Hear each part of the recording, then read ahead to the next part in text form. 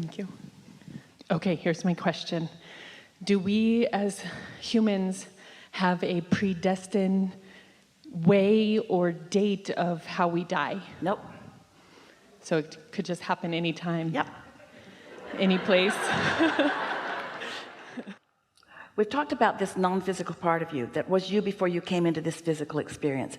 And yes, you had all kinds of intentions coming in. So your vortex that we've been talking about, this vortex of deliberate creation, there was plenty there that you put there from your non-physical perspective. So then you get here and you continue to add to it.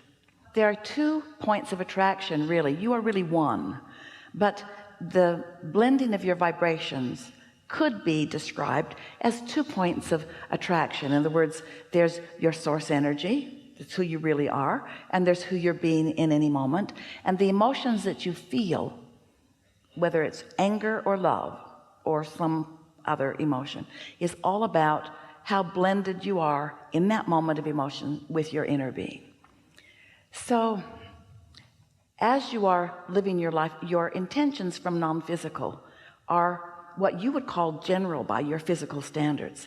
They're things like, I want to enjoy myself, and I want to be an uplifter, and I want to be uplifted. That's the enjoyment part. I want to be uplifted, and therefore I want to teach by the clarity of my example. I want to uplift. I want to expand. I want to experience more. I want to deliberately and consciously experience more. And so those are those general intentions. Then as you're living in your physical body, to the degree that you are asking and allowing, then you're constantly making new decisions as you move along. The reason that this question is tricky for human ears to hear is because even though you may have been listening to us and others for a while, talking about the eternal nature of your being and that there really is no death, still most humans see death as an unwanted thing. And we want to ask you, do you see complete blending with who you are as unwanted? Do you feel a complete immersion into pure positive energy? Is that unwanted?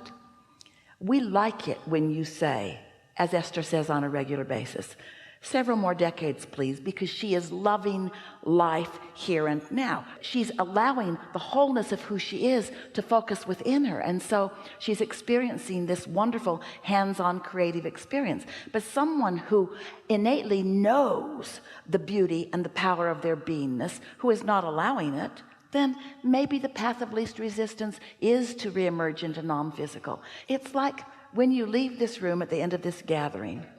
So here we are together and we're having a very nice time, and when you leave, you will not stand at the doorways and look back and yearn to never leave this room. You'll be on to what's next and on to what's next and on to what's next. And that's really how the non-physical feels about you in these physical bodies. So that's just a sort of underpinning.